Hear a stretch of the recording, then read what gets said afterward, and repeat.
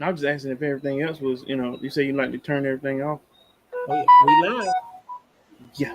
Sundays and Wednesdays, yeah. 8 o'clock on YouTube and Facebook and Twitter. It's the crew and you. Let's go. You can't get any better. Best thing about it, the way he did it the right way. With the crew and you, to the crew and you. Do y'all have anything to say about What up, baby? Welcome to the crew and you. Congratulations to my dog, Chuck Little John, the OG. Y'all didn't know I've been changing hats all night, have you? No. You've been doing that. And so look, let me tell you, those dudes were the first one that I ever seen with the full tracksuit and no drawers. You know what I'm saying? Understand that you can be at the bottom, you can be anything you want to be, and when that happens, you can be a champion like me. Can you imagine 100 people just all yelling? With the crew and you, to the crew and you. With the crew and you, to the crew and you.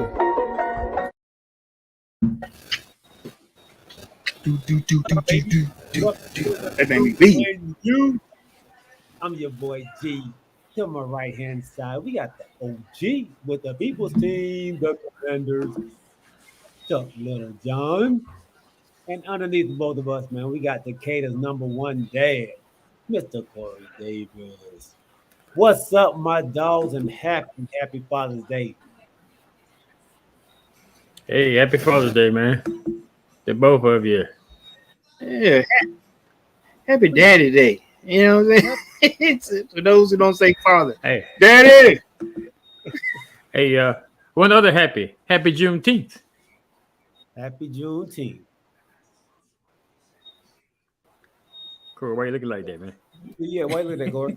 619, no doubt. No doubt. Okay. June. Huh? Juneteenth? I mean, Emancipated Day. Yeah, happy Emancipation Day. Ain't that what it is? When they made it official? Yeah. It's official for I'm sorry. Africa. Go ahead. Yeah. That's what it is. For black people, dog. That's when we was free. All right.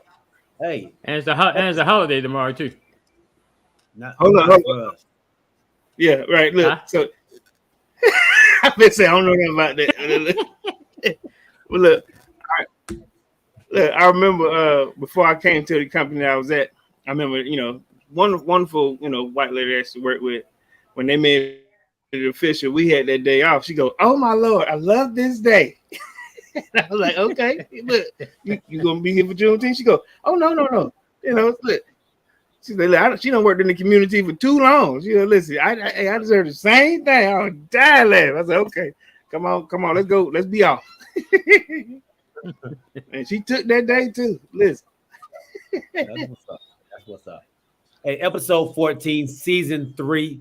Thank you all for rocking with us, man. Everybody that's out there on Twitch, appreciate you rocking with us. Make sure you share the screen, host it, and hit the follow button if you're watching on YouTube. Make sure you subscribe to the channel, man. I'm sure if you're watching on YouTube, you've already subscribed, but tell a friend about the TCY crew. And anybody on Facebook, man, make sure you all are sharing the stream as well. We thank y'all, man. I hope you all had a wonderful, wonderful Father's Day weekend, because we celebrate the whole weekend over here. We do. So I appreciate it. Hey, man, let's jump right in, fellas. Jump right in. We have a new 2022 champion.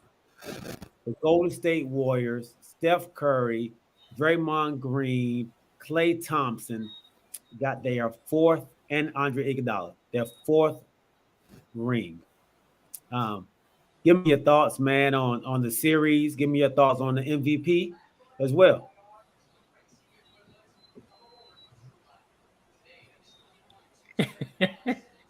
I guess I'll go. I mean, yeah. I think I predicted on when was the last time we was on? Friday night? Yeah, Friday night.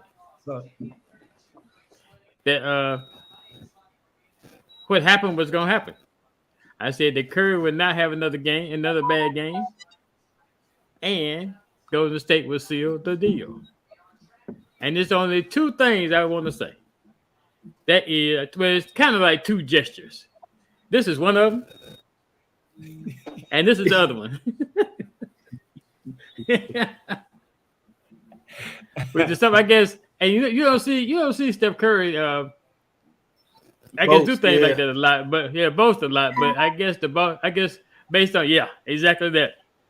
I guess the Boston fans, they made T-shirts about his wife couldn't cook and all these kind of things. So I guess he wanted to show them the real deal, and show who the man was, and definitely he was the man in this tournament, this series. So, all right, congratulations to Golden State.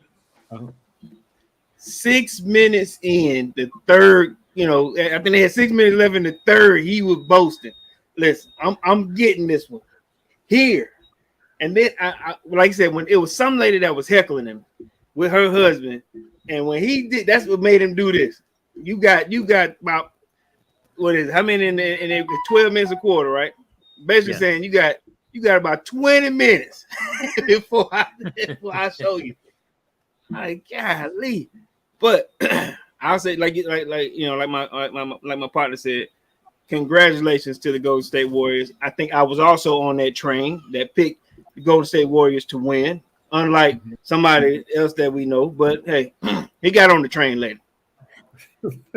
I want to say this. Wiggins, Green.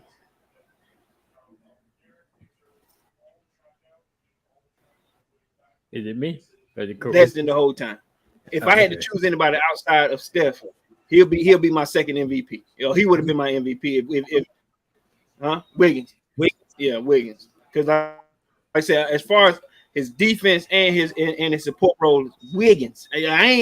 Wiggins. He would have been. I'm gonna repeat myself again if you didn't hear me. Wiggins would have been my second. I know Steph was gonna get it, but if they didn't choose Steph, Wiggins would have gotten it because I'm giving it to him for the defensive job that he did. That was stellar to me by itself. You know what I'm saying? Draymond showed up after getting so much heat and criticism. I watched this dude's enthusiasm them last two games. It showed me why he is the transmission of that squad. I didn't think about it till G just said it. Iguodala got 4 rings as well. I thought he was just maybe 1 or 2, but he has 4 also. Awesome job. So great job to the Golden State Warriors. I think this solidifies my man Steph on that Mount Rushmore. I don't know how y'all feel about that, but I think he may be able to carve himself a little indentation on Mount Rushmore on the greatest. Mm-hmm. He still got a lot more ball to play. Mm-hmm. Congratulations. Absolutely, man. Congratulations. That goes out to the Warriors. I was the one who did not pick the Warriors to win in the beginning of the playoffs. But I scoot over, MJ. Scoot over, MJ. I did have to come on over to that train that Corey and Chuck was on, man. And they showed up and sold out. And like you said, Steph Curry had a monster series. He, like Chuck said, man, he had one bad game. On here, welcome, Carlos, man. Happy Father's Day to you, bro. He says Wiggins should have won the MVP. He feels that he should have won it all. Me and him had a little debate on Facebook about it. And I thought, like you said, if anybody else should have got it, Wiggins should have got it. But I thought the best player in the whole series was Steph Curry. He had one bad, but the amount of pressure that he puts on other teams himself is insurmountable. And he showed why. And it looked like he was out there to get the MVP. He carried the Golden State Warriors on his back for 5 of the 6 games, man. So that's why I feel he should. And then defensive wise, I don't think he played bad. I think he held his own because they went at him all series. And if you notice, nobody really had a great game. Marcus Smart had like 2 good games, but besides that, don't get me started on that dude, Mr. Flopper himself. Right? Oh my God! On the floor. I think Jaylen Brown played pretty good for them. I think he was the most consistent person for them this entire series. He was. He was there. He was their best player. I don't think we heard anything from Derek White after that first game. Right. I forgot he would even played in Game 6. Yeah. So Steph, I think Steph, even though his numbers didn't look great on defense, if you watch the game, I thought he played decent on defense. He didn't. He wasn't a liability. He made them work for whatever they got. So I that's why I give him definitely the MVP, man. So, for the smallest guy on their squad, you're right. He wasn't detrimental. I know they kept, like you said, they kept switching up, trying to find a mismatch, but he did his part, Yeah, right. I go for that. Okay. Now, let me ask you before we switch up. I know we're talking about how good the Golden State Warriors were. Can I ask y'all this? Where did the Celtics lose? Where was the hole in the Celtics?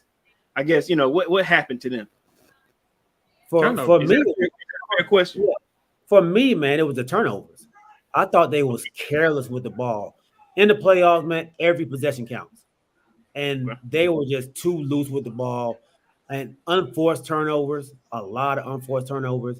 Your boy Brown was terrible trying to go through double teams or crease the middle. I mean, he was turning over a lot. Tatum was with just careless passes. I thought it stirs in fourth quarters. Yeah, it was too much. And I think they had something like 28-1 when they had less than 16 turnovers. 16 turnovers was a lot. And and they had more than that throughout the series. So I thought that was where their downfall was. And I guess one thing that had me concerned in the final game, though, I think Klay Thompson was trying to live up to that Game 6 mentality that everybody been talking about prior to, because some of them shots he was putting up, man. Come on, Klay. You trying? You right? Yeah, you trying to get us in the way, man. Come on now. Yeah. I think he was. But just the crazy part is he still hit 5. I mean, he was taking some crazy ones, but still hit 5 threes. He wasn't basketball though. He was. I'm throwing. He was throwing. He didn't care. I'm getting this shot off. Look, he was not basketball at all. But with that being said, man, this core of Draymond, Klay Thompson, Steph Curry, they're not really. I don't think they're going anywhere. Wiggins is a free agent. Do you think the Hawks should make a run for Wiggins? I don't think Wiggins will leave. I think if anybody leaves off this team, it may be Poole. Because me and my son was talking about this earlier. That I think Poole, now that he got his championship ring, I think he's gonna be out there searching for the money. Young Wiggins is? No, Poole. I think Wiggins gonna stay. I think Wiggins will stay. Based on everything he's gone through. I think based on everything he's gone through in his career in the NBA so far, now he with a team where he's settling in and is showing what he can truly do and how he can truly play. So I think he will stay with Golden State, but I think the risky one is going to be whether Poole is going to stay or not. He ain't going to get that bag and Golden State like he going to get somewhere else, though. Who? Wiggins? So you think he'll leave? I think he's saying all the right things right now because they won. He's excited. But that bag is going to be talking to him. You know that's the reason he came back and played. And got vaccinated. But that's not to say that Golden State won't offer him no bag. I don't think they can. You don't think so? I know they're talking about extending, because they're talking about extending Curry too. Curry about to make $50 million next year. Yeah, they got to pay Curry. Yeah, but he's more than worth it. Yeah. Oh yeah. So I just wanted to ask y'all that, man. Big Corey, I figured Corey would be all head over heels for that. You know, I don't think he's leaving either. I wouldn't want to get that excited. Now, I will say this here. I think Poole will get the big head and will want max dollar, but they won't be able to keep a Poole. They'll be able to readjust to keep Wiggins. I'm thinking like this. All right, so Wiggins was the Harrison Barnes that they had on that first, I think Harrison Barnes played with them on the first 2 championships, maybe the first 3. It took them a while to find a Harrison Barnes again, somebody that could play well on the defensive end and then shoot a 3 every now and then, but get you a solid 15 to 20 buckets a game. You know what I'm saying? I think Wiggins was averaging, 18 to 22 up in that range, which is heavy when you're looking at, let's say, I'll give a 60-point, night between Steph and Draymond. I'm sorry, and Klay Thompson. So that's a good, solid, 60 to 80, like you said, about 80 points between 3 players on a consistent level, maybe 70. Because I'll say Klay is a good 20, Steph will get 30, add another dub with Wiggins. That's a big, heavy amount of points for 3 players. Draymond still being the transmission. So to say that I would be excited for him to come to the Hawks, I would say no, because I want him to stay where he is. But I do think that they're going to lose a Poole because I think Poole is going to want some max dollars somewhere else to be able to start and not come off the bench. You know what I'm saying? So I don't see us trying to go for Wiggins. You know what I'm saying? So no. I don't know if Not Poole excited about that. I don't know if Poole is available for any max yet. Poole, I don't know if he's available for max yet. He's on what is that 3rd year? He's only like in his 3rd year, 4th year, something like that. Where Wiggins is coming. He's 22 years old. He in his 3rd year. He's 22. I think he's in his 3rd. Well, last year was his 2nd year, right? He's either in his 2nd or 3rd. No. Okay. Yeah. No. They drafted him. Okay. They drafted him. Okay. Yeah. So I believe he's in his 3rd year, I believe, or 2nd. I don't know. But anyway, I don't think he's ready for his contract yet. But I know his contract is up. But I don't think he's ready for a max. So the NBA has the 3-year deal, right, for rookies. On some of them, yeah. Okay. I think Wiggins is still on his first year contract. And I think this is like what, 5 for him or 4 for him? Let me see what Wiggins is. Wiggins. How about this? This is Wiggins' 3rd year with the Golden State Warriors, though, right? No, this is first year. His first year. Yeah, it's first year with the Warriors. I thought he got traded last year. Or the year before that. This ain't his first year with the Golden State Warriors. I think it is. What y'all talking about? Yeah. Huh? What you talking about, Cole? Hold up. Because he got traded from the Timberwolves, right? From Minnesota, yeah. What y'all talking about, man? Are you sure? He wasn't on there last year. He wasn't on that last year. I don't remember him on last year. Remember they had a young little squad last year. Unless they came at the end of the season or the middle of the season. Hold on, man. Get it right, man.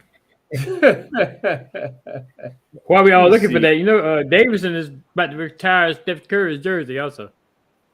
Oh, are they? Yeah, they should. Yep. Yeah, they should.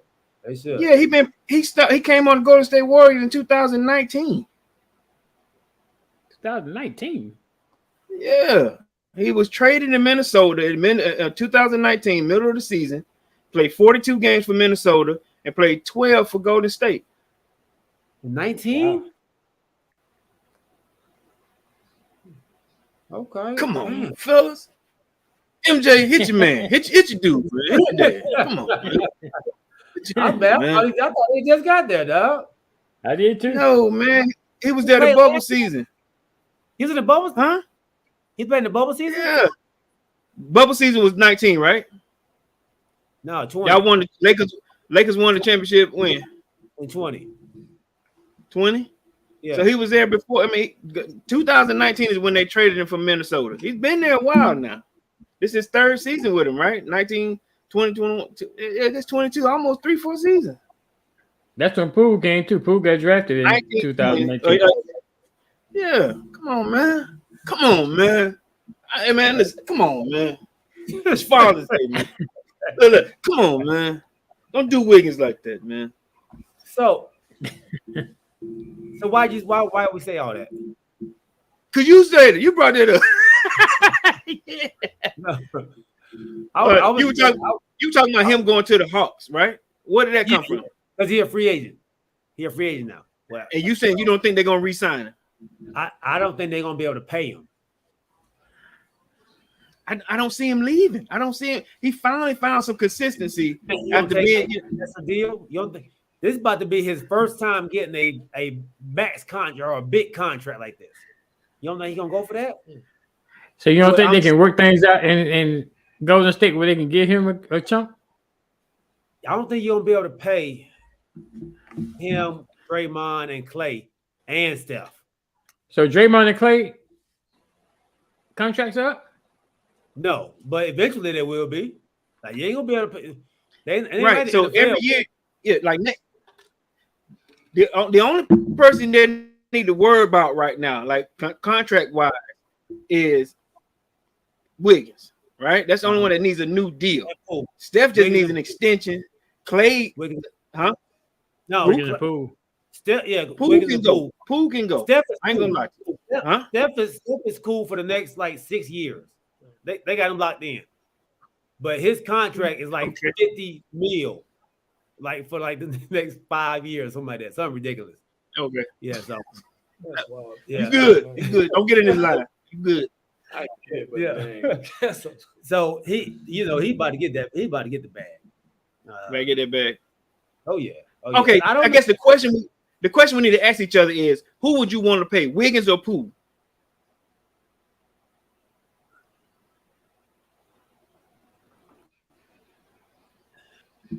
Don't know everybody speaking one time.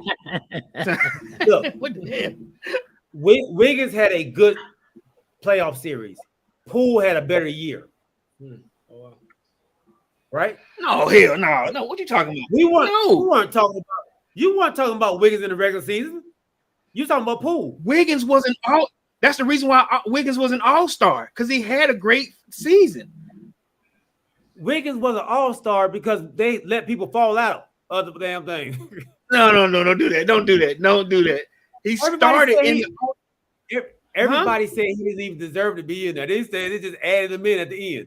That's not true. He started in the All-Star game. Why would you get added and then start? No, he wasn't a starter. Wiggins wasn't a starter. He was a starter, huh? No, he was not. In the West, name the starters in the West. In the West, you had LeBron James, you had Dame Lillard, you had Dame didn't play. Dame didn't play. Those were the starters, right? You said name the starters. So you know the ones that went on the court. Name the ones that went on the court. Who picks the starters? Huh? Who picks the starters? Not the vote. I'm saying name the ones that was on the court. Who starters on the court? Who picks the starters, Corey? The fans. Thank you. And you think Wiggins was picked by the fans? What I'm saying. No. I think you're kind of passionate about this, aren't you, G? Hey, look, I know. Look, but I didn't want to say no, but no. Look, like how they did on Friday. No. Let me see who it was. Look. You want some of this, old man? No. But what I'm saying to you is, who was starting on the floor? Let me see. When Wiggins a starter on the floor? I don't know if he was a starter. I know he was happy to make it. Hey, I'm just happy to be here. Like a dog you just found. I'm just happy to be here. First one, right? Wasn't it the first one? Yes, yeah, I think so. I'm just happy to be here. Starting 5 in the West. NBA. Oh Lord, look, I don't even know what to say. And then it said 35 in the West. Come on, buddy. Who is the starting 5 in the West in the NBA All-Star game? According to Slam, joining James in the West as starters are Stephen Curry, Nikola Jokic, Andrew Wiggins, and Ja Morant. Joining Durant in the East are DeMar DeRozan, Joel Embiid, Trae Young, and Giannis Antetokounmpo. There are 2 first-time All-Stars among the 10 starters, both in the West, in Wiggins and Morant. Thank you, Siri. Wiggins was a starter. Well, who picked him? Who picked him, Corey? Don't make me nervous like that, man. What's wrong with you? What I want to know is, how do we get from the question to the All-Star game and who was the starter? Because he's trying to throw shade. I wasn't trying to throw shade. Oh, okay. What you doing then? What you doing? And you can tell, you can tell when G is for somebody and when he's not. Right. I like him. That's why I want him to go to the doggone Hawks. He ain't leaving. I don't think he's leaving. You know, like I said, they've invested 4. This is about to be his 5th year. And go well, yeah. This is his 4th season. 2019 and 22. I think with his play, they realized that because Clay is still trying to get himself, and they trying to think that Draymond is on the decline some kind of way. He's at even kill between those 2 players right now. So I don't think they're gonna let him go. All right. I don't think they're gonna let him go either. And so I agree with you. I would keep Wiggins because Wiggins is a starter. If I don't have him at 3, then who am I gonna put at 3? Can you say that? I don't even know what y'all talking about. Yeah, we got lost in the sauce. We got lost. We got lost in the sauce, baby. We got lost in the sauce. I was just about to say. got lost in the got lost in the debate for no reason. What you talking about? No reason. Look. All right. So I think he's gone. Y'all think he's staying. Let's move on, man. Well, will he go to the Lakers? Is he a good fit for the Lakers? Yeah, absolutely. He better. Hey, what? He's better than what they had. Man, let's not talk about this Rest Haven. All right, fellas. Hey, man, let's transition on, man. King of LA is who? I mean, the King of Cali is who now? The what? What you say, Corey? He said, "Who's the King of Cali?" Who's the King of Cali right now? Lakers. Oh, that's a crazy question. All right. Hey, man, we have a special guest on for Father's Day, man. A Father's Day special, and this young man is one of the most talented people I know. Everybody know what that means. I don't know what that means. What's going on? That's Corey's been summoned. Yeah. Corey has left the chat, everybody. We have a very special guest on today, man. This guy is about to blow up, about to be one of the greatest actors in the business, man. He's been doing it for a long time. But I wanted to bring him and hear his story and talk to him a little bit about how he trains himself to be who he is, and how that relates to how athletes train themselves as well. This guy is like I said, phenomenal actor, but even better person, human being, man. My son MJ, welcome to the show, son. What's up? Thanks for having me. Yes, sir, baby boy. He can go with you. And Dr. Howard will provide financial assistance until you can both get on your feet up there. We don't need no handout. Never have. I work hard, so does my grandson. He's just starting to make his own way. So why would he want to throw all that away by talking in court about something that ain't none of his business and he speaks up about what he saw, he can help change the way things go around here for us. And you'll both be free to start again in Chicago. Free to make a better life where you aren't living like slaves. Ain't nothing wrong with the life we got here now. A life where you can speak the truth for fear of what will happen to you after? What kind of life is that? Now, I am telling you there is a better way. But it has to start with all of us.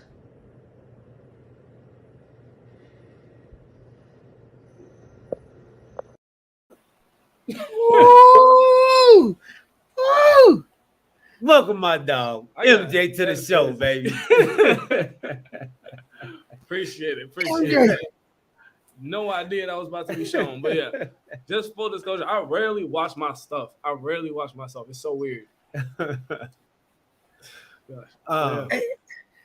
So oh, look at this. We got 14, 17 comments. That's all Chris too. What's up, Chris? Chris? MJ. Yeah. Tell me how you felt, man. Cause I'm looking at the passion in your eyes when you looking slavish. You know what I'm saying? So like, I'm believing it. You know. Tell me about that, man. How I felt? Let's see. During that day, fun fact, I actually had my leg broken on that set. So yeah, I was in the chair the whole time. Yeah, it was like making movie magic, really making that work. But yeah, as far as that whole thing went, shoot, that was a pretty intense show to shoot because I already know the whole deal with like the Emmett Till situation or whatever, and that's what the show was based on, the Emmett Till trial. But when I got there, the atmosphere and all the energy that everybody sort of brought to the character and to the scenes, and they're all loving, awesome people. But by the same token, we was here to do a job and not just like typical, like, oh, we having fun on this set. We're going to be like, telling a story and having fun. Like, no, this is a story that needs to be told. And we have been chosen and given the responsibility of telling it. So that's like, and I don't think I've ever been a part of a set like that. I've never been a part of something that's like, because I've done period pieces before. But this one feels like, I don't know, one of the more impactful ones I've ever done. So it was really cool. And I played like a real life dude. His name is Willie Reed. And he, gave his testimony on what he saw go down with Willie Reed. I mean, with Emmett Till on the day, he was kidnapped and everything like that. So what I felt, even though it wasn't, I wouldn't say like like a lot of pressure. Well, I did feel like the pressure, but it wasn't like, intense. So I didn't feel like I could do it, but more just like, I'm ready to tell the story. And that's what pretty much my mindset was every single time I was on camera with that one. All right, good, man. So what was your first acting job? Okay. This was when I was 12 years old. So it was like a good 11 years ago. I played an orphan who had like a solo in the song. Do you guys remember when the Three Stooges movie came out back in 2012? Man, I'm original Three Stooges type dude, man. Well, there was a movie that came out back in 2012, and I was I was in that in the very beginning. So whatchamacallit? So my mom had me and my brother and my sister audition for it and stuff like that. I didn't want to go. I want to stay home and play video games. But my mom wanted to make me go anyway. I want to have got a few callbacks for that one, and then I wound up booking it. And then like my first day on set, I only spent one day on set, but it was pretty much the most amazing experience I've ever had as a child. So I was like, yo, I'm doing this for the rest of my life. And here I am still doing it, man. That's what's up. Yeah. So what advice would you give to, I guess, teenagers or the people at that age, a little bit older, to start at their acting career? Oh, to start their acting career? They're just trying to start?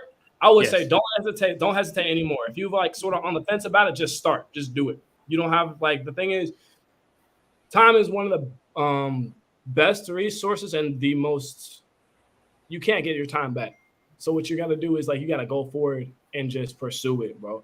And like I was saying, this is why I be talking to all my homeboys and all my friends and stuff like that that's trying to get into it. Don't wait. Don't hesitate. Just literally just start doing it. And I can guide them and give them the steps or whatever to take, such as like, sending off headshots to these reputable agents and stuff like that, and just continuing to self-submit, like, send in auditions to places when you don't have an agent, stuff like that. And like, that's more like nitty gritty of it. But overall bare bones of it, I would just say just start. Don't wait anymore. So what about guys that like they have problems like remembering or learning lines? You know, I mean, what kind of actually funny? Yeah, I'm saying so. How give me some advice on how to learn? You learn your lines or memorize your lines. It's actually hilarious. I'm actually really bad. I have a bad memory when it comes out to memorizing my lines. Like I'm really bad with that. But like it's just weird because one minute I may be struggling with like one sentence, but then I have like an entire page down easy. But one of these little techniques that I started doing to help me memorize monologues is that I would so I would read an entire paragraph, right? Or like even break it down even further. I would read an entire sentence, but then I would get a piece of paper and I write the first letter of every single word in that sentence. And then I would just run over the sentence a few times so I have it committed to somewhat sort of memory. And then I don't look at the page again. I only look to the page that I wrote the letters on so that when I need to refresh my memory of what I need to say, I just look at the letters and my brain just sort of connects the dots. So it's like reading text language-ish. It's kind of like that. Okay. Yeah. And it just you'd be surprised how wild that is as far as memorizing large chunks of text and dialogue. But yeah. Large chunks will be my problem. Yeah, I knock those out in 5-10 minutes easy now because of that. Yeah, for some reason I can't do it when it comes on to smaller stuff, but when it comes onto that, nah, bro, I be knocking out pages. So you would rather movie reels or movies than commercial? Oh, easy. Well, here's the deal. I had a conversation with one of my friends the other day about this. Commercials is where a lot of money is. I have a homeboy out in LA who did I can't remember what car commercial it was, but he was eating for a long time off a one car commercial, bro. Because here's the thing, marketing is where it's at as far as where all the money goes. A lot of people don't really start catching their first million or seeing a lot of money out until they start having to put out their likeness or they start doing advertisement deals. Okay. And that's why some people would prefer commercials or whatever. Me personally, I commercials can be fun or whatever, but I'm more into one, I will get paid doing those the works that I do, you know what I mean? Like movies and TV shows and stuff like that. But it's also more the artistic fulfillment. I like the meaty characters. I like being able to dive into these characters. Throwing thumbs up and eating chicken on for some sort of ad or whatever. Yeah, Church's chicken. I did that when I was a kid. Stuff like that. That's fun. I always have fun when I'm on a set. But as far as consistently wise, I would love to just be doing movies and TV shows back to back. Easy. So your mom, Crystal, has a question, man. It says, and you don't have to remember everything, do you? Yeah. Well, here's the deal. When it comes down to just the first auditioning part of it, with the preliminary stuff. So before you actually book it and stuff like that, a lot of people recommend go in with your with the script in your hand and stuff like that. You don't need to have it completely memorized. Me, I grew up being a perfectionist, so I always go in and memorize. So even when I was out in LA, people was very surprised and shocked and even impressed at the fact that I was going in there completely off book, and that just means completely memorized. I was going in completely off book and just ready and committed. Some people they need that crutch or whatever. Sometimes I'm not going to sit here and say that I have it every single time, because sometimes they will say hey, you need to memorize these 8 pages, or not even memorize them, but you have to just do this 8-page audition tomorrow. Good luck. Then it's okay, cool. Then I'm not going to memorize this clearly. But when I have the opportunity to, I'm much rather have it memorized so that I can just completely not even think about the lines. I can just. So you're not coming. So you're not coming there with, "Hello, I am." That's how you can think. Oh, thank you so much for coming in. And then welcome to TCY. Oh no, you. I am your host. Look. You know what's crazy? You won't just get this not list out on this opportunity, but you will also lose out on a lot of other stuff if you go in that unprepared. If you just stare at the thing, because people talk. Casting directors, producers, they talk. So as soon as you go in unprepared and messing around and not doing what you need to do, they won't want you in their office anymore. They won't put you in front of people that that trust their opinions. Okay, cool. Yeah. Have you all watched the movie Hustle by Adam Sandler? Not yet. I saw bits and pieces of it. Yo, that movie was crazy. I just watched that today. Check it out. So Kenny Smith, he plays a major part in there. You know, Kenny Smith has never acted before in a day in his life. Right. So Kenny Smith actually said he'll do the movie as long as he took some acting classes. Yeah. All right. He did his acting class for a couple months, man, and did an outstanding job. MJ, have you ever had the opportunity, or how did you train yourself? What did you do to kind of train? See, most of the training that I had was in high school. So I went to a performing arts high school out here. Mm-hmm. And one of the things that they really got us right for is being able to develop these characters from the ground up, from the inside out, instead of looking at it as like, okay, cool, this is how a person would probably say this line if he was angry or sad or happy or whatever. It taught us to like treat these characters like they're human beings. And the way that you get to know people is by spending time with them. So like what we would do is they would really harp on us about, like, you know, dissect specific lines, specific scenarios and stuff like that they were put in, and really, really try to understand their perspective just try to understand just like their overall perspective. I'm trying to see if I can articulate it. So like when I was doing A Raisin in the Sun, I played Walter Lee in that one. One of the ways that I really, really got into that character was one spending time with them and with the material, and just dissecting every single scene, every single interaction that he had with the people around him. Because what makes a person a person, like a character, or just a person in general, is just the sum of their interactions. Like what was I saying? So like everybody is able to make out what this type of person is based off of like, you know, their relationships with other people around them. So I would do that with like the character's wife, with the character's children, with his mother. And I would just be able to just get all interactions that they would have, and then I would like, sort of put it together into one sort of like, you know, cohesive character and persona that this person is supposed to have. But then there's also this aspect of this character that is like, there's also aspects of these characters that are like that you don't necessarily like see on the outside, because there's like personality aspects that you will display to certain people, but then there are certain aspects about yourself that you sort of like are inside, internalized. So like you would behave a certain way, but you wouldn't. What's up? Who was your character in The Raisin in the Sun? Oh, who was your character in The Raisin? Well, you were Walter Lee. Yeah, I was Walter Lee. Okay, all right. Okay, you know about Raisin in the Sun? Yeah. When he talked to his mama, you know, like I think what is it? Some of them famous quotes with Walter Lee. No, it's always about money, right? That was your character. That was. Yes. Was that when he said that? Yes, I remember that. I remember all the dialogue. It's been a hot minute since I graduated high school, but like, nah, for real, like, yeah, I definitely remember that. And what was the craziest thing about it? What was hard for me to like get into it, was trying to figure out how to make this character more nuanced, like very nuanced, because this character is nuanced. But I was trying to figure out his layers, figure out why he was so attached to money, why he was so like, you know, so hard pressed, so obsessed with like, you know, seeking the success. And of course, everybody wants success. Everybody wants that. But why is it so specific for him? And it's because he has literally been down and out his entire life. He wants better for his family. He wants better for himself. He wants better for his wife and his mom, everybody around him. So like, it's become an obsession over time. He's able to see all these, and this is like around like, what was this, the 50s, 40s? Around this time, like 50s-ish. And he was in Chicago.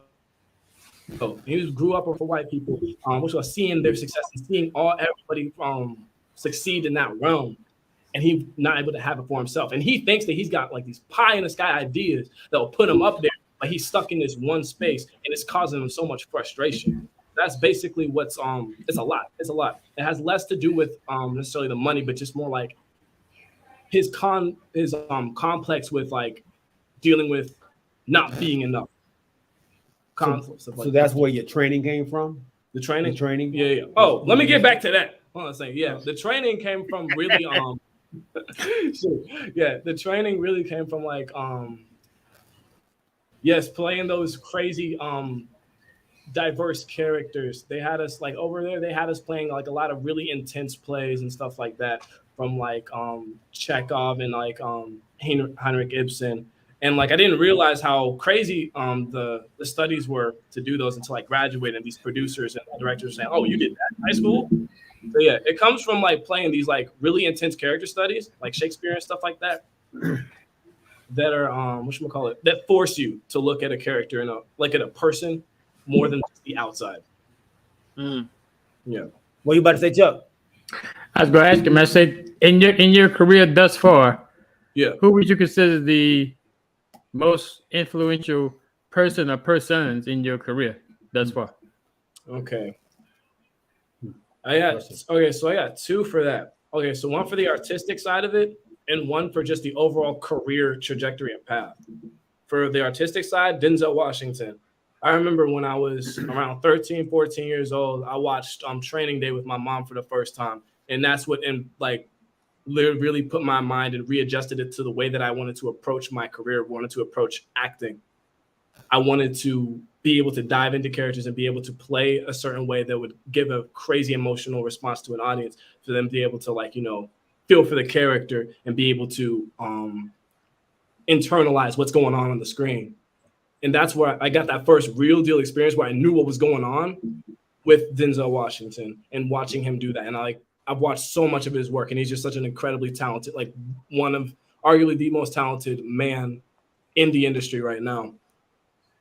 And I've and I constantly look up to him as far as like the way that he carries himself and the way that he continues to top every single performance every time he comes back out. So yeah, as far as like artistically, Denzel Washington all the way. And also like a black leading man in America, like it doesn't get better than Denzel Washington. So yeah, that. And as far as career-wise, Will Smith has the greatest career I have ever seen from any actor ever. And let me tell you why. He started with a very successful sitcom, right? He was able to do his his music career as well. And then once that was over, he was able to transition into the film, like the major motion picture film industry, right? But not just in the aspect of the big blockbusters to make a ton of money and stuff like that, doing Bad Boys and stuff like that. That was later. That was way later after Fresh Prince. But I'm talking about the big blockbusters and stuff, right? He's able to do those, which are fun and enjoyable, and they make money, and they also add value to his brand. And he also has heavy respect in the art house film industry with in the Oscars, all the the awards and stuff like that. People love him, and he has mad respect on both ends of the spectrum. And that's what you want. And I was talking to my manager and stuff like that a little while back, and we have a conversation about career trajectories, and the strongest ones are the ones that are able to do both. So you look at folks like what's his name? Dude who plays Django. You know what I'm talking about. I remember his name. Jamie Foxx. Yeah, Jamie Foxx. Yeah, folks like Jamie Foxx. Folks like at this point right now, like Michael B. Jordan and what's his name? Just so many different actors you can name off that, right? Mm-hmm. But then Will Smith is the peak of that as far as career path and just making sure that he has that balance to maintain that strong brand of it, as an actor. That's why. Yeah. Go ahead, Chuck. Yeah, I let Corey ask. He probably asked the same question. Go ahead, Corey. Go ahead. Well, you said balance, right? Yeah. So we witnessed how balance can uneven itself. When you said Will Smith, right? When personal can kind of get itself into can put you into an unbalanced portion in your life. How do you feel when you saying that Will Smith is one of your idols, acting wise? When you saw that he kind of broke, I'm not gonna say broke character, but let's say broke his personality and kind of, when he hit Chris Rock, how did that make you feel in terms of him? Did it change how you felt about him?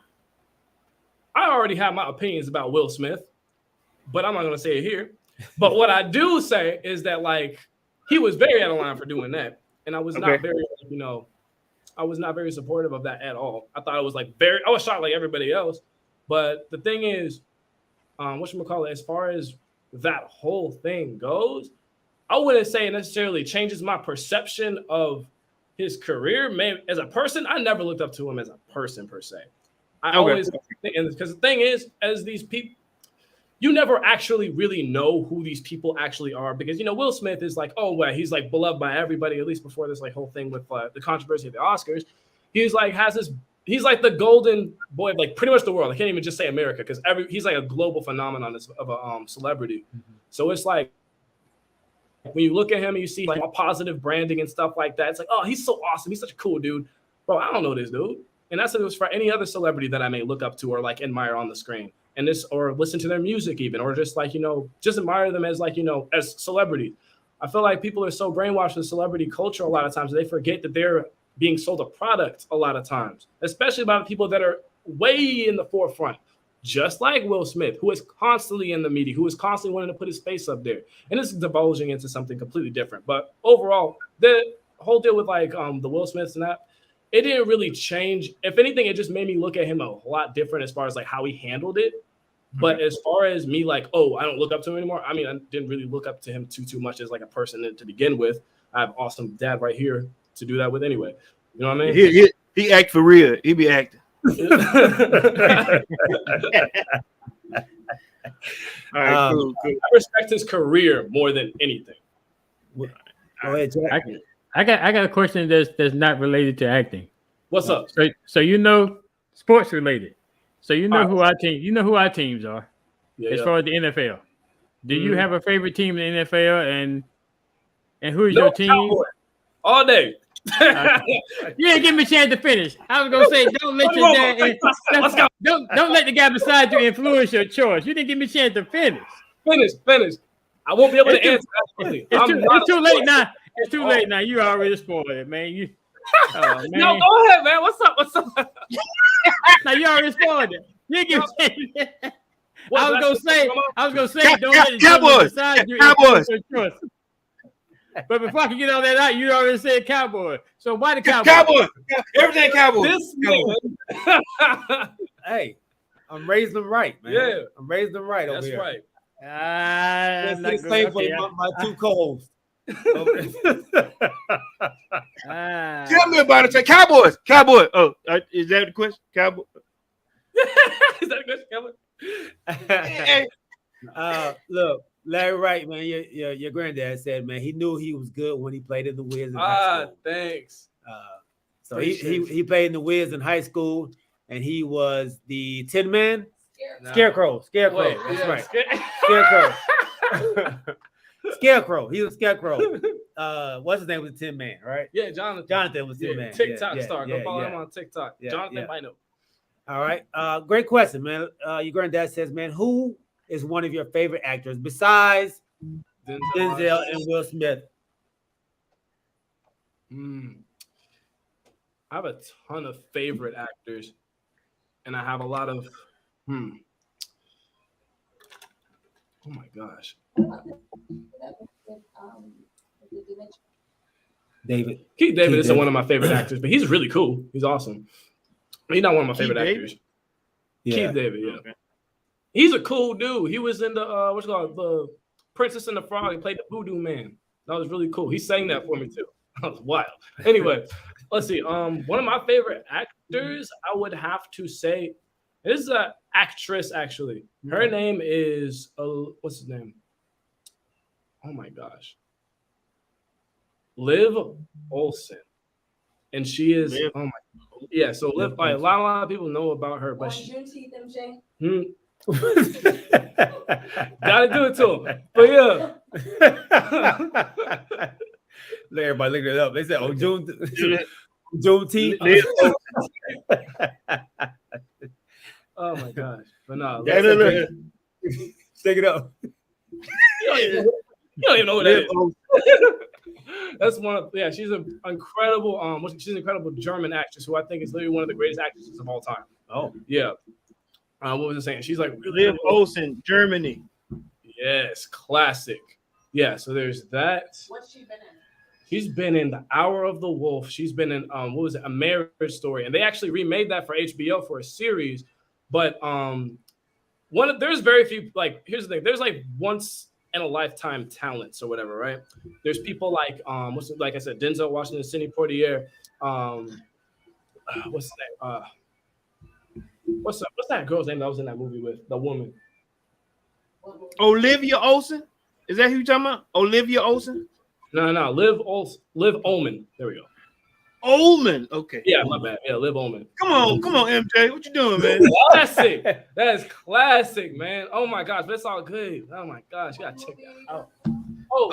Ullman. Liv Ullman. Yeah. Ullman. Well, what is her name? I'm so bad. This old lady right here. Yes, but from back in the day, nobody can touch Liv Ullman, bro. Nobody can touch her.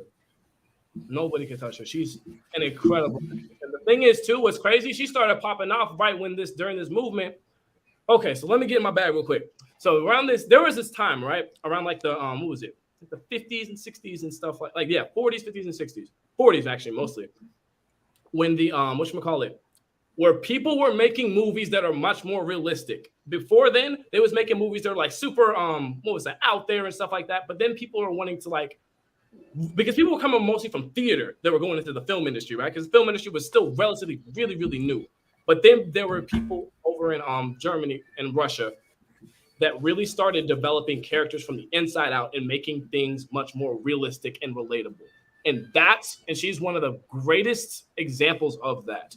Right up next to people like Marlon Brando, like I said, Sidney Poitier, and Poitier. But anyway, Sidney Poitier and Poitier. Poitier. So you're talking about serious. You're talking about thespians. You're talking about black actors that were comedians first. That was an actor first. You're talking about serious thespians, okay? Because like I said, Liv Ullman. Okay, okay. I understand what you're talking about, but I don't understand what you're talking about. We'll bring it a little more current too. Well, let's see. Okay. And no. Wait a minute, MJ. I get what you're talking about because I see when I'm looking at some of these movies that she was in. I'm so bad with names, but I know the faces all the time. Oh my gosh. So you are a classic. You're a classic movie person. I will sit and watch hours and hours of those. Yes. Okay. And who also? Oh my gosh, Samuel L. Jackson too. Yeah, Samuel L. Jackson is one of my favorites. And what I love so much about him, at this point in his career, he don't gotta do this anymore. He don't gotta be doing anything. He can just be chilling and just riding off into the sunset, like his life is a movie. So my wife asked, "Are you a theater fan?" I used to be. I'm more of a musical theater fan, but as far as like theater, I haven't really kept up with the theater scene since I was in high school. I'm mostly like a big. So Vanessa Baker says, what about Don Cheadle? Don Cheadle is fire. What? Oh my gosh. And the thing is, he came up. He's been for a hot minute. And the thing is, like, he has one of those careers too that I really like. The thing is too, he switches it up. And the thing is, what's about your career, you want to be able to switch it up like that. And when I mean switch up, I mean like television and film. And the thing is, he does them simultaneously. I love his work in like freaking, what was it? House of Lies. Oh my gosh, I forgot about that show. Yeah, House of Lies and his work on like, even like big stuff like the Avengers movies and stuff like that. It's great. It's great stuff. So when you're saying you like that he gets to change himself, like in sports, you have players who they come in and they do the same thing. Right? So like Dennis Rodman, he was known for just this one thing. And when he did something else, they're like, man, why he's doing that? Draymond Green, the same way. Why Draymond shooting? Draymond, you're just in here to do this. That's what you say. So, right. So, in acting, do you have people that just do the same thing, or? Oh yes, there's tons of them. But there's also. I'll let you finish the question. Go ahead. So, would you want to be somebody that just goes and does one simple thing, or known for this one thing? No, like nobody knows that, baby. Yeah, I'm gonna tell you a story. But anyway, oh my gosh. But anyway, so here's the deal with that. When it comes down to actors that do the same thing, there are plenty of those. There are so many of them, it's not even funny. And that's what there's a difference, in my opinion, between actors and celebrities. There's people that just like get up on there and like they do their thing or whatever, and they make their money, they get their bread. So I'm not like, I'm not mad at it. But by the same token, it's like there are people out here that are billions and billions of times more talented, like and willing to put more of the work in, and they're just show up and just smile and just do this, then the other thing. That's not art. That's not like, that's like, I don't know. I feel like that's like a slap in the face to the craft. You know what I mean? That's the whole commercialism of it. Yeah, there are a lot of diverse people that aren't diverse as far as like their choices and roles and like what they can do even. But there's also tons of people that are very capable. Like, one of the biggest examples I want to say is Superbad. What's his name? Jonah Hill. So here's the thing with Jonah Hill, and like we just watched Adam Sandler. Thing is with Adam Sandler and Jonah Hill, they came into it as straight comedy, just like making the whole world laugh. Like they did Superbad with Happy Gilmore, blah blah blah. Like all of their really really like iconic films. Most of their most iconic films were comedies, and that's how they got entered in here. So the thing is though, that's really crazy. Not even crazy, but just the way that people are. When people see you like in the pop off in that light, they only can see you as that. And so they put you in that box. And then like the thing is producers and directors, a lot of times they will be very, very limited as well when it comes down to like viewing their actors and who they cast. I hear these conversations happen all the time. They say, who would be best to play this character? What about him? I feel like Zac Efron would be great for this. What about Brad Pitt? Blah, blah, blah. And then people will shoot somebody like that does comedy or whatever. And they'll be like, what about this guy? Like, nah, no way. He does comedy. But that's because they've been stuck doing comedy so long that they haven't been given the chance to showcase what else they can do. That makes me think of like a big example with what's his name? Tyler Perry. No, not Tyler. Oh my gosh, not Tyler Perry. But what's his name? Oh my God, not Tyler. You don't mind Tyler Perry. You don't mind Tyler Perry. I love what he's actually doing for the Black community at least. But I'm talking more about what's the dude from whatchamacallit? Grease. What's that dude's name? Grease? Here we go. John Travolta. He was stuck in this box until Quentin Tarantino gave him a shot in Pulp Fiction and then changed his entire career. And the same thing happened with whatchamacallit? Even with like serious actors like Al Pacino. You do realize a lot of people don't know this, bro. He was not the first pick for what was it? Scarface? Godfather. Scarface. Yeah, the Godfather. Okay. What was it? Godfather? Godfather or Scarface? Scarface. He did both of them, but like he was not the first pick for Godfather. He was a. Go ahead. He was what? He wasn't like he was as far as the Godfather was concerned. Remember, it was more the older guy. Or this guy. They got me doing it now. When normally I wouldn't do this, but I think you mean Marlon Brando. It's more about Marlon Brando. But yeah, Brando. Yeah, like you do know. After he he passed in the middle of the movie. Like spoilers, whoever watched it. But like, yeah, he passed in the middle of the movie, and then Al Pacino had that movie on his back for the rest of it, and then for the rest of the series. You know what I'm trying to say? Okay. Yeah. The thing is, so like he was the star. Like aside from he was like the co-star with Marlon Brando. If we're all being honest. But the thing is, nobody was vouching for him. Nobody in the studio was wanting him to do it except for the director, and he had to fight for his life to put him on that set. And even when he was on that set, they wasn't trying to still have him because he was messing up like for first 3 weeks of them filming, and they was about to fire him until they made some changes. But like I'm saying, like even like the biggest iconic people, they get put in boxes, and that's a big thing with sports too. And I can very easily see that, like people that be like are known just for like being really good on defense or whatever, but they actually have a closet talent for shooting and stuff like that. If they only are given the opportunity to shine in defense, they won't give them the opportunity to shine in like with the basketball, what's shooting. Yeah. And that's a real thing. I know what I'm talking about. Yeah. But no, that's for real. I like because of the way that me and Galen talk about sometimes about like the way he would talk about sports. And even though I'm not like crazy like knowledgeable about it, I'm able to see a whole lot of correlations between the industries. Right. And that's my thing about just anything. I love knowing the industry aspect of anything.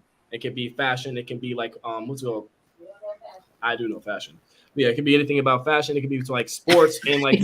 I do know fashion. Yeah, she's trying to try me on this live, but anyway. What's up, Chuck? Let me ask you a question. But yeah, Let me ask you this.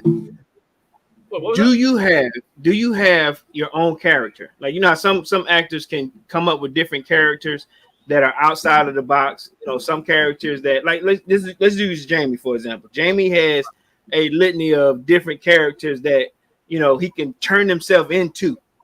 Do you have it? Yeah. Do you have any character that you can, you know, that you've made your own, that you created? Like on my free time, I just made this character up, or like yeah. No, like I'm trying to like like Jamie Foxx made Wanda. Yeah, you know, or like, you know, or when Martin Lawrence, Big Mama and stuff like that. Yeah, like, have you come up with do you have a character of your own? You know what I'm saying? Or have you, you know, some people go into a different realm where they say, listen, this is who I think I am. You see what I'm saying? Who are you looking at over there? My mom is like being a distracting person. Say this. You can't see. She got contacts out. So I don't know if she's being serious. I don't know if Corey's being serious. So you're asking if I've made characters and stuff that I can just sort of like hop into. Yeah, you know, that's a legitimate question, right? You know. Don't pay attention. That's who I am. Don't pay attention to her. Anyway, trying to say I'm pretending. I don't even get paid.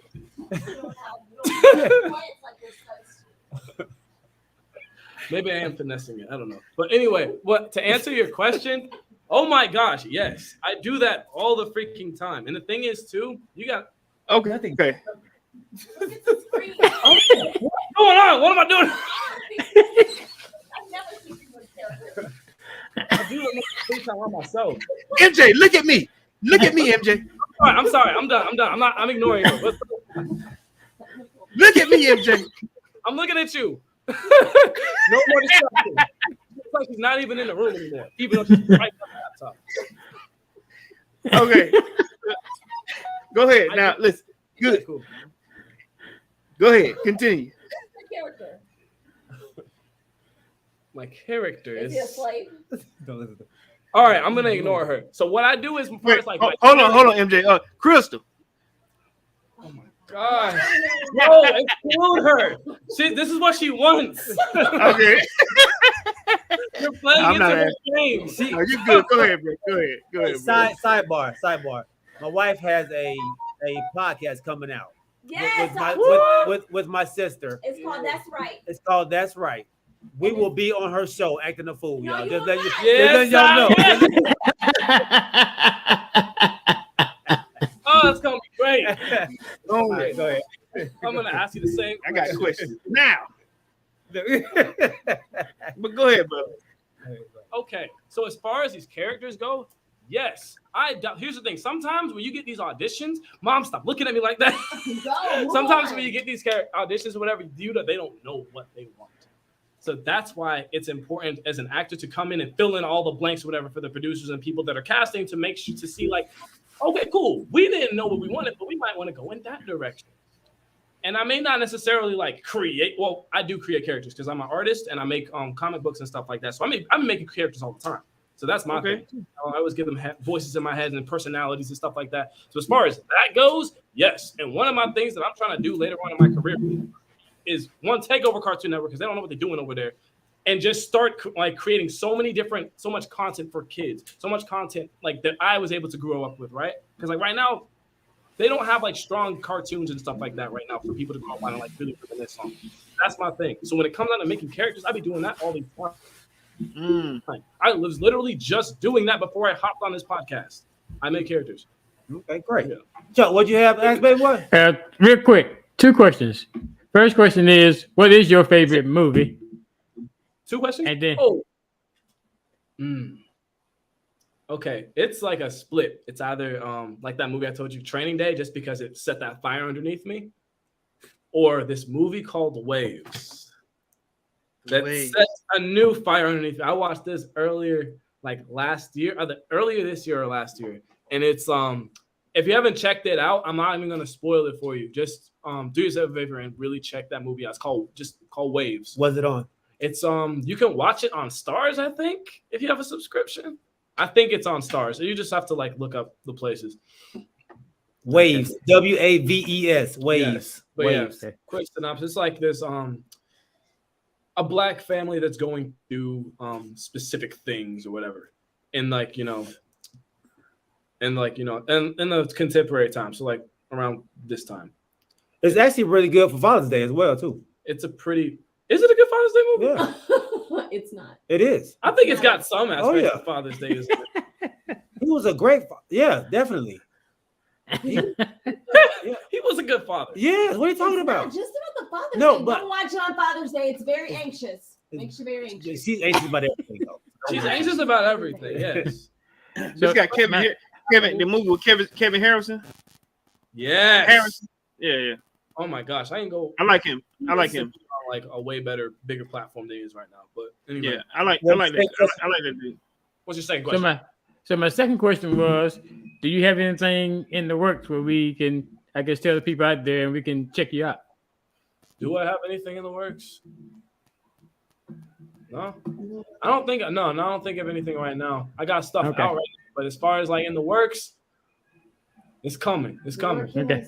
Right now. Where you can see me right now, you can go on Hulu and check out Queen Sugar. I'm on seasons 3 and 4, I believe, of that one.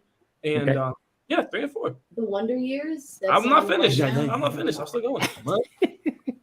Anyway, yeah. So I'm on the Wonder Years. I'm on episode 1, 2, and 17 of that. Okay. And whatchamacallit, I have a Netflix movie out that I'm in like a good 5 minutes of. It's on whatchamacallit. It's on Netflix. It's called The Laundromat. The dude, have you seen Batman? The newer one. The dude who played Commissioner Gordon is my dad in that movie, so that's pretty cool. And Meryl Streep. Meryl Streep is not my dad in that movie. No, she's on it though.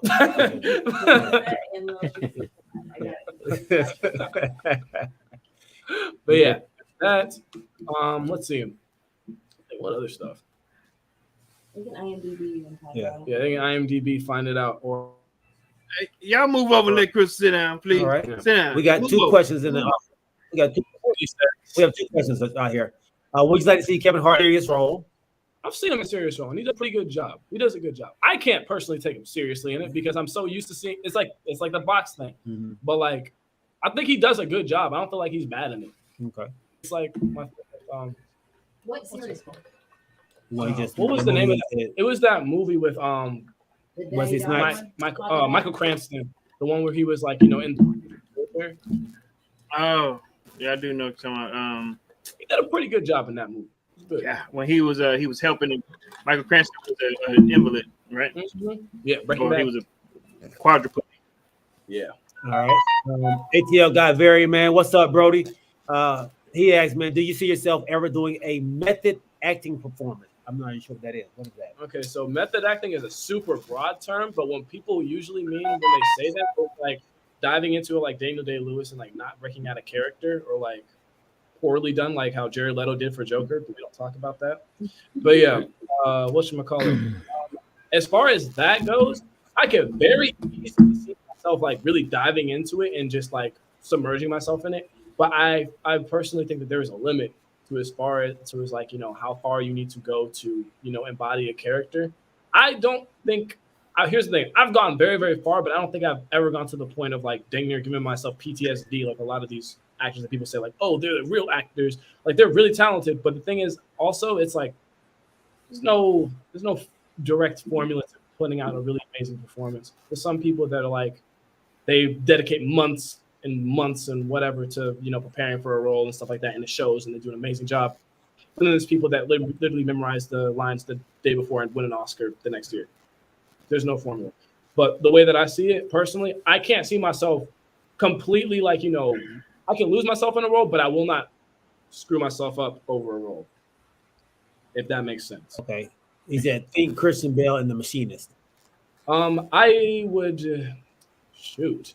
I don't know if I would do, because the thing is in The Machinist, the dude, he lost a crap ton of weight. Like he and I think I can do that actually. Because Timothée Chalamet did that for for Beautiful Boy. So did Joaquin Phoenix in the newer Joker movie, and I can do that. I feel like, but like there's people like Jared Leto who will do that and more. They will put on a crap ton of weight too. When he played the dude who killed John Lennon, Jared Leto is just a different type of dude when it comes down to the way that he commits to these sort of roles. I'm sorry. Yeah, I would do that with Christian Bale did. All right. All right. Your granddad says, man, would you agree that your size has a lot to do with the roles you can get? Easy. Just like in sports. Easy. You're the fat friend. If you're skinny dude, you're pretty much play anything. If you're like pretty well built, like standard American size, you can do anything. Because the thing is, like if you have like a pretty like solid build or whatever, and I'm not talking like Dwayne The Rock Johnson build where you only playing action heroes. I'm talking more like who is it? I'm talking about more like a Michael B. Jordan, where he can do that and he can also play like just a regular scientist in a lab or something like that. You know what I mean? But like, yeah, your build size is very unless your look just in general plays a big part in the way Hollywood see you. You know what I mean? Okay. So yeah, I definitely think it plays a big role. Not necessarily, Go ahead, because Corey. sometimes you can be put into roles no matter what your role is. Go ahead, Corey. And that's very rare though. That's established. Yeah. What's up, Corey? Go ahead. No. I'm listening to your interview. No. Go ahead, Corey. Can you cry? Yes. Oh, okay. Like you can. Yeah. Yo, I'm sorry, Chris. Can he cry? Can he cry? Yeah. Like on demand? Yeah. I do it all the time. I'm not doing it here, but yeah. Yeah. Yeah. I feel like that's. Oh my gosh. I feel like it's a big. Sometimes I can make a break thing, because sometimes it's like. I'm just gonna stick to just answering the questions, not going on to answers. Yeah, go ahead. Yes, I can cry. Okay, you can cry. Okay. So I remember Tom Cruise. Look, maybe I should look. Crystal, listen to the question. She gone. She gone. Okay, look. Now let's go. Well, I remember Tom Cruise saying, and I guess I'm going back to when the whole method acting performance. Tom Cruise said when he was like, let's go with Days of Thunder. He wanted you to think that he was a race car driver. Then when he did, Top Gun, he wanted you to feel like he was a pilot. You know what I'm saying? Whatever race car driver, pilot. Now, when you get into these roles, do you want people to feel like when we just saw the little clip we saw that you were, a slave? You know what I'm saying, or a person growing up back in the 40s or 50s, you know what I'm saying? How do you get yourself entangled into your role? As far as like stuff like that, just as a generality, it's a lot of research and it's a lot of research and like finding thinking the thoughts of the character.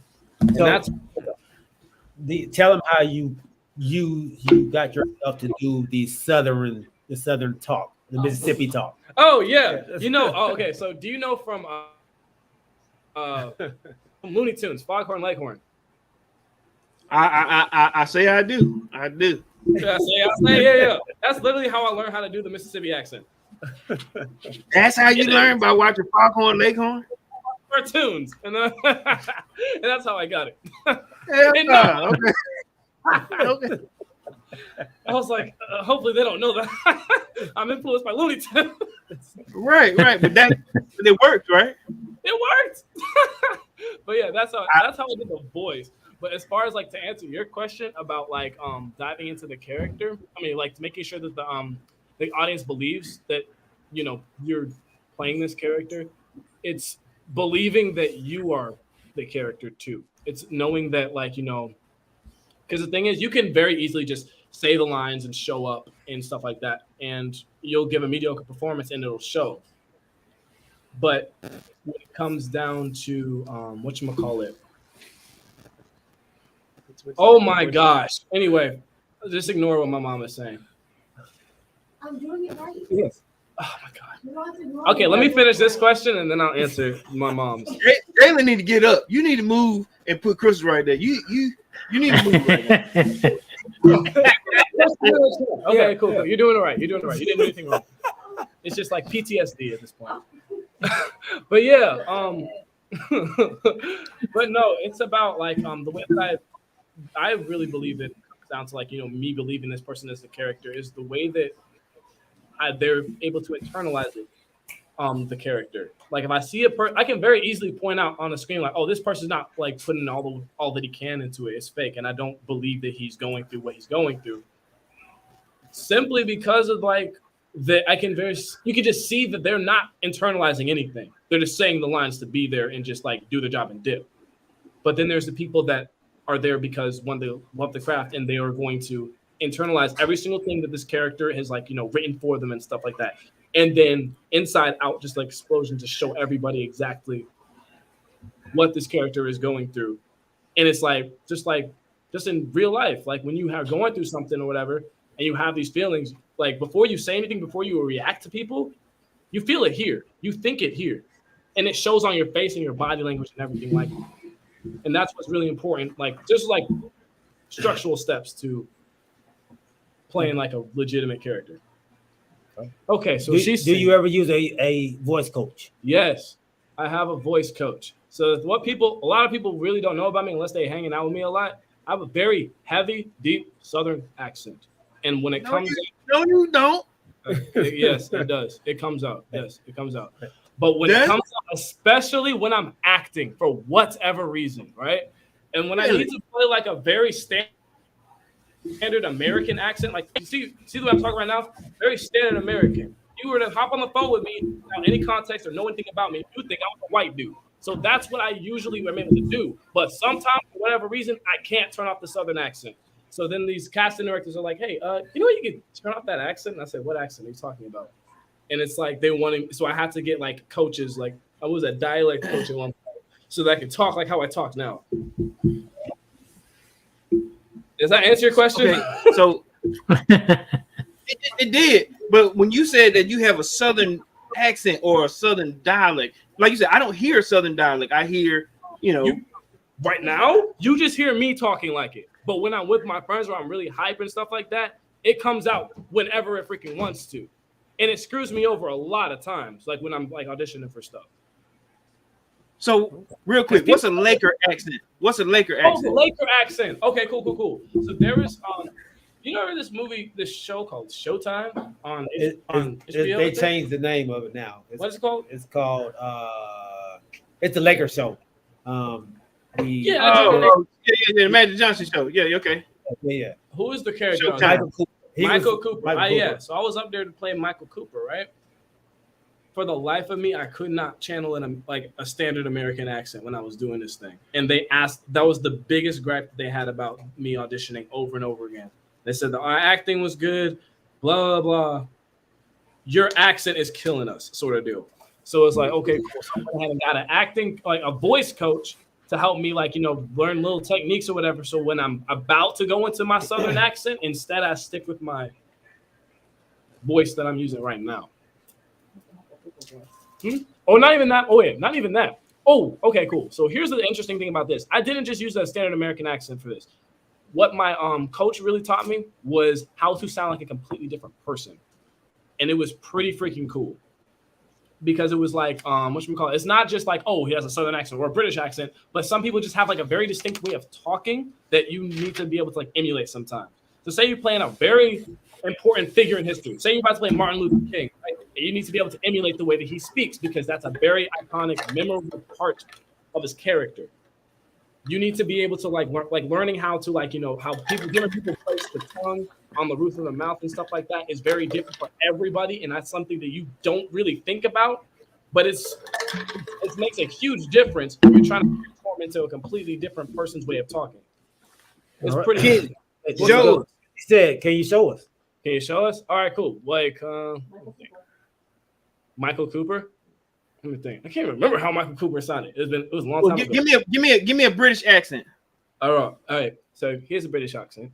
And the thing is about British accent is that you don't want to there's different parts of Britain that you want to be able to think about. But when it comes down to it, they're typically talking about just proper Queen's English like this.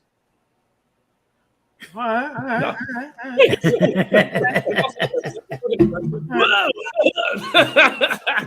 I got a hard one for you.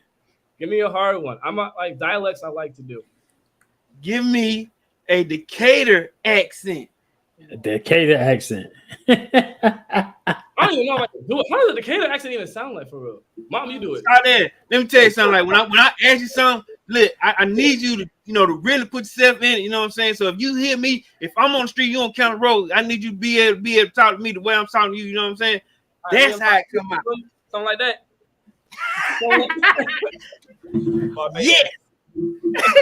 Barbados. Okay. Barbados? Shoot, Kennedy, come on, dude. I need to get off the chat too. Let me see if I can even do a Barbados accent. The thing is, I'd have to sit down and practice it. Is it like Jamaican? Barbados? I do accents. But not like off the cuff. Not the cuff, no. Can you do Jamaican? Jamaican. Yeah, man. Oh, yeah. Yeah. The thing is with Jamaican, I did a Navis accent for that one. Navis, Jamaican is more like, that's more rhythmic. So like, give me something to say. Yeah. Yeah, it is. I know Jamaicans.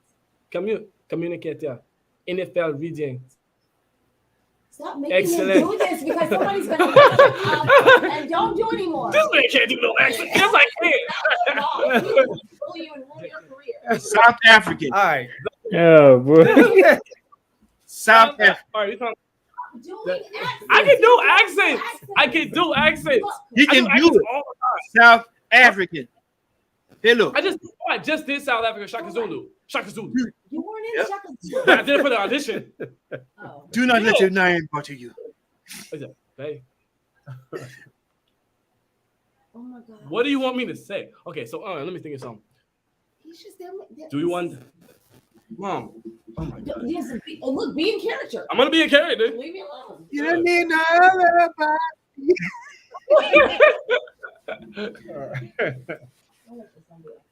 I'm gonna do some. I'm gonna do the Southern accent real quick, and I'll be done.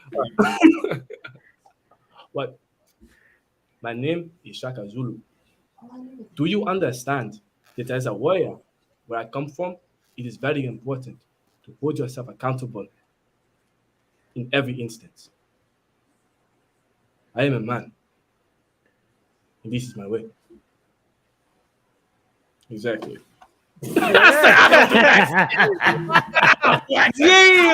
Yeah, pretty good. Say, oh, you don't do accents and shit. Okay. All right.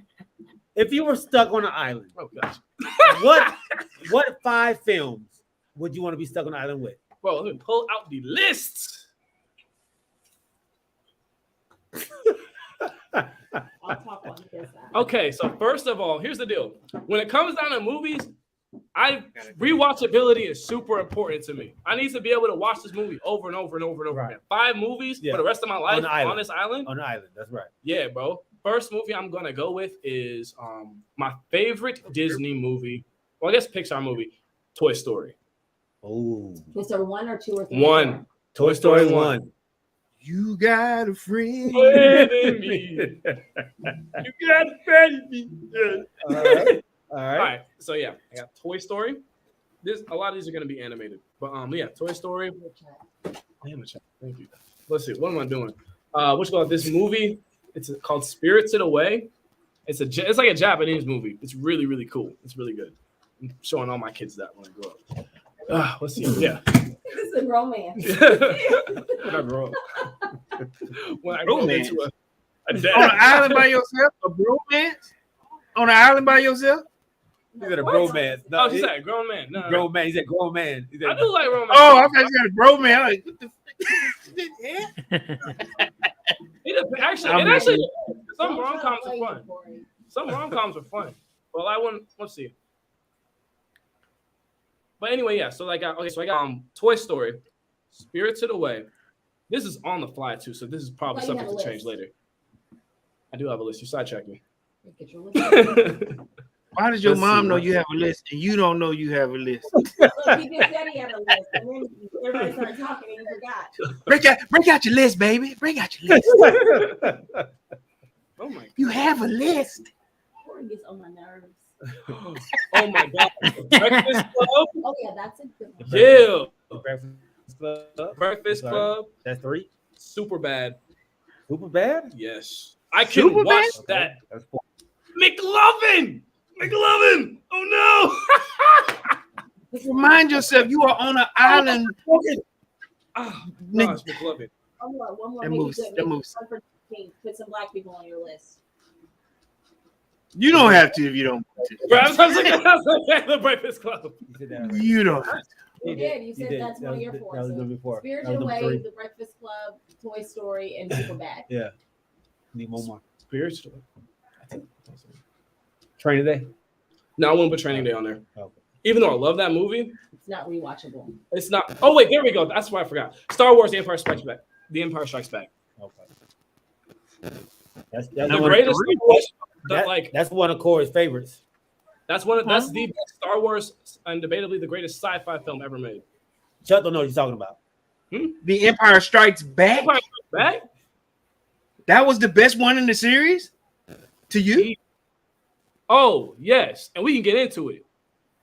We're gonna need to. You and I. Okay, cool. That's gonna be another. So that's another show. You and I. Okay. Strikes Back. I was about to get in my bag. Look. Oh my gosh. Corey got mad last week. We were talking about these fools ain't never seen it. Chuck said, "All I know about Star Wars is the guy had big ears." Right. You see how you just look Star Trek? You know what? Hey man, You just insulted everything I stand for by saying. hey, I'm a drumline kind of guy. Hey, listen to me. I ain't gonna lie to you real quick. Before me and my wife got married, I had her watch Star Wars and Lord of the Rings. Okay. As a precursor to dating. That should be a rule, like an unspoken. No, not even an unspoken rule. That should be a. You know what, MJ? Thank you. Nah, straight up. That is funny. All right, I got a little game, fellas. I know we're running late on time, man. I got a little game. These are sports movies. Oh, I'm going to name a main character in these sports movies. Oh And man, y'all give me the- main character. Yeah, well, one of the main characters. One of the main characters. All right, y'all give me the name of the movie. Chubbs Peterson. Chubbs Peterson.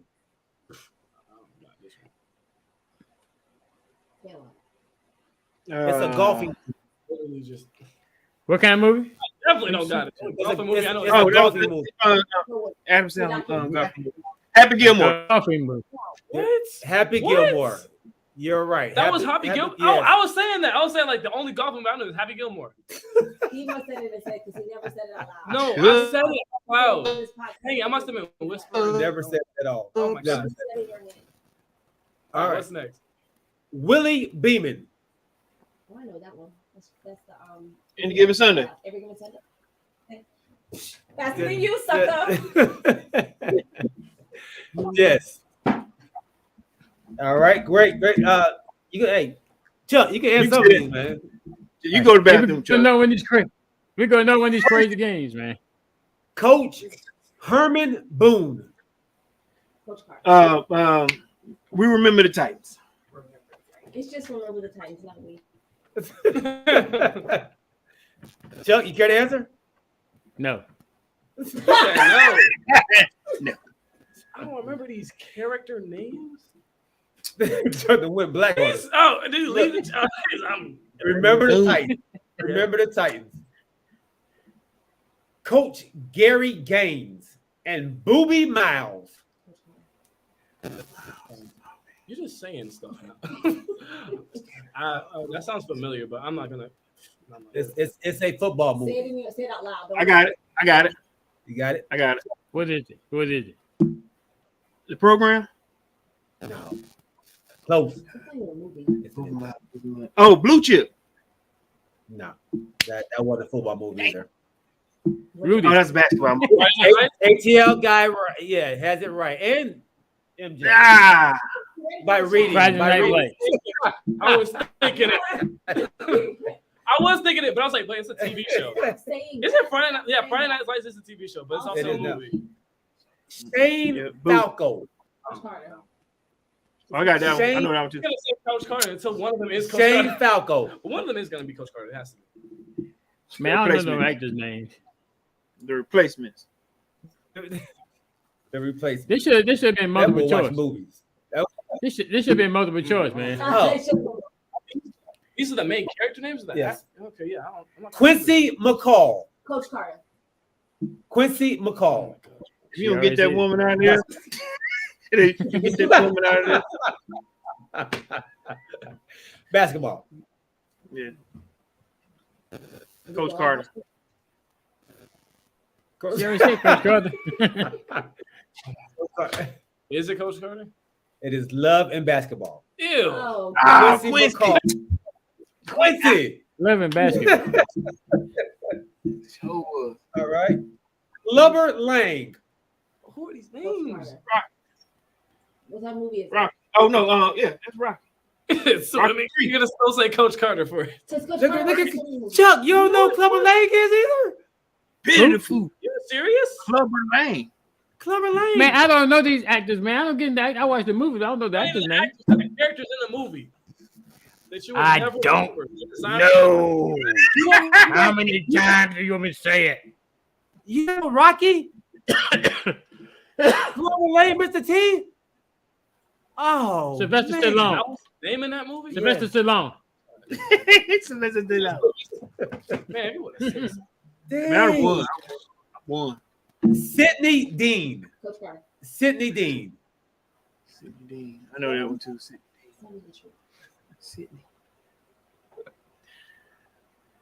Basketball movie. Corey don't know either. He know it. He gonna. Glory Road. Yeah, I do, man. Sidney Dean. You just look He at gonna kill me with this.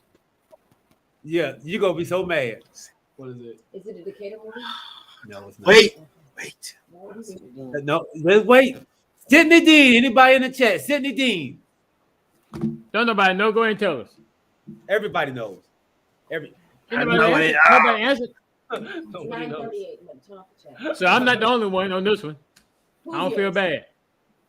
He got game. Hoosiers. Is that it? Is that it, bro? Oh, wow. I'm just guessing. I'm sorry. Who? Close, so I'm not stupid. White man can't jump. You knew it, did you, Chuck? You knew. Wesley Snipes was Sidney Dean. Sidney Dean. It's so pretty. It's so pretty. It's so pretty. Sidney, you gonna let him do that to you, Sidney? Hey, how you know my government? All right. Two more, y'all. Two more. They're remaking them. Are they? Yeah. Jack Harlow about to be the lead in it. Worm. Rudy. Worm. Big Worm? No, not Big Worm. Big Worm. I know Big Worm. The Big Worm. Worm. Basketball movie. Worm basketball movie. At this point, just acknowledge there's like the annoying beep in the background. No, You just sort of tune out. It's Coach Carter. That's why he's not responding. See, a lot of people don't know these. I'm not the only one. Damn, are these that hard? Coach Carter. Y'all trying to- Oh, Josh. See what I said? She's gonna keep saying it until Hey, you eventually get. You keep saying Coach Carter for everyone. keep spamming that. Coach Carter. Coach Carter. I took to Corey's 1. To Chuck's 0. All right. I'm good with that. Let's do Roy McAvoy. Rory McAvoy. Roy McAvoy. Remember the Titans. Oh, we did that one already. Glory Road. What type of sport is it? What kind of movie? It's What a sport? golf. Galen, please. What movie? More again. Golf. You got it with the candy. Rory McAvoy. No, that was Happy Gilmore. No, the serious one. The guy. What? It was about the guy. The Tiger Woods documentary. No. About the The guy that was a cat. What other golf movie was it besides Happy Gilmore? I don't know these character names. Remember, it was like the who remembers these characters' names in these movies? Why are you doing me like Crystal? The movie was about the cat. You Crystal in me right now. What you doing? Wait, are you looking up like the actual name? Are you looking up Swing away. Are you just looking up golf movies? That was What's the name? Rory. What's the name? Rory McAvoy. No. Oh. Was it Caddyshack? Yes. Kevin yes. Costner Yeah. Okay, Zach. No. Oh. Yeah. You're great. Hey, you're on point right there. ATL got very Costner. Oh. I don't remember the movie though. When he was drinking all the time.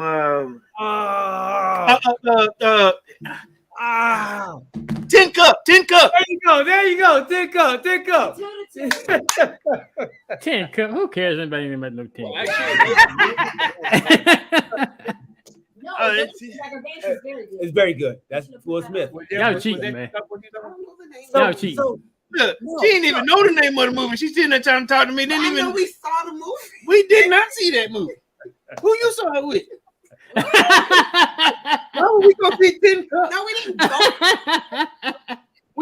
With what? Oh boy. 10 Cup done struck up an argument, boy. I know, right? 10 Cup. I barely saw 10 Cup. I can't believe y'all. Hey, and y'all know all the movies too. Y'all have seen all the movies. I gotta get me another game now. I know, right? Oh, Lord. Coach Carter. You know, how many movies you seen on that, Corey? Remember the Titans? Yeah, remember. I don't know. I just don't. Who remembers? Chuck, how many you seen on those? I seen the movies, but I don't know them characters, man. Them actors' name. But that's okay. You remember last time we had one of these games? I have to get me another game. That's just Rocky. Double Lane. It won't be no multiple choice either. Hey, Trevor get mad. We come in with this game. And like, listen, getting y'all no. James said he probably seen 2 of them. That wasn't multiple choice. Oh, yeah. On Juneteenth, Hey, look, that wasn't no choice. I know. No choice. Hey, I gave y'all at least what the movie was about. Yeah, you did. Yeah, that's because you had to, because nobody knew. We gave the sport, not what it was about. Not even that. The sport. That means it was You about had that. to. If you had given that, nobody would have known. And basketball. I mean, it's in the name. But Basketball was just the answer. that movie was so bad. Oh. Hey, fellas, episode 14 in the books, man.